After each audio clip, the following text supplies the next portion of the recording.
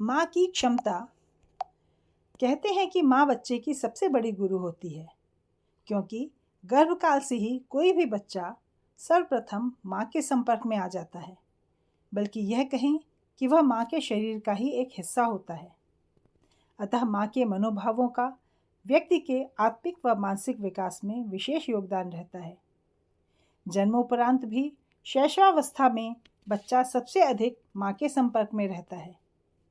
इसी कारण माँ को व्यक्ति का प्रथम गुरु माना जाता है। माता तथा पिता द्वारा प्रदत्त संस्कारों से शिक्षित होकर व्यक्ति अपने आचरण व व्यवहार को परिमार्जित करता है। किसी भी परिवार को सुदृढ़ आधारशिला देने में तथा पारिवारिक एकजुटता बनाए रखने में माँ की अहम भूमिका होती है। पिता का उत्तरदायित्व व सहयोग भी कम नहीं होता, किंतु माँ परिवार का केंद्र बिंदु होती है, जो परिवार के सभी सदस्यों की आवश्यकताओं, देखरेख तथा मनोभावों का पूर्ण रूपेण ध्यान रखती है।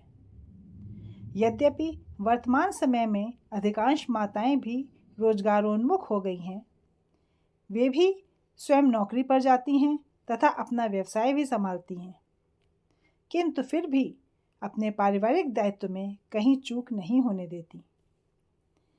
वे अपने शेष समय को इस प्रकार से प्रबंधित करती हैं कि परिवार व बच्चों के संवर्धन में कहीं कोई बाधा न उत्पन्न हो। अपने पूरे परिवार के उत्कर्ष हेतु अपने पूरे समय को न्योछावर कर देती हैं, साथ ही आर्थिक सहयोग भी देती हैं। दूसरे शब्दों में कह सकते हैं कि माँ परिवार के सुचारू रूप से संचालन में धुरी का काम करती है। माँ परिवार में केवल भौतिक संसाधनों को जुटाने तथा सुगमतापूर्वक परिवारीजनों की आवश्यकताओं की पूर्ति का काम ही नहीं करती है, बल्कि वह पूरे परिवार की मनः स्थिति, आदतों व स्वभाव से पूर्णतः परिचित होती है। पूरे परिवार को एक सूत्र में बांध कर रखने का दायित्व भी माँ ही पूरा करती है। यदि किसी परिवार की माँ मनोवैज्ञानिक दृष्टि से सक्षम नहीं है, तो उस परिवार में बिखराव की स्थिति आने लगती है। परिवार में सभी बच्चों के बीच प्रेम व्यवहार कायम रखना, एक दूसरे की गलतियों के प्रति क्षमा भाव रखना माँ ही सिखाती है। सभी परिवारों के बच्चे छोटी छोटी चीज़ों के लिए एक दूसरे से लड़ते झगड़ते रहते हैं, किंतु माँ एक उत्तम न्यायाधीश की तरह उनके झगड़ों में बिना पक्षपात विराम लगाती हैं। उन्हें उनके बाल सुलभ मनोविज्ञान से संतुष्ट करती हैं, समझाती है तथा आपस में प्रेम का बीज बन पाती है।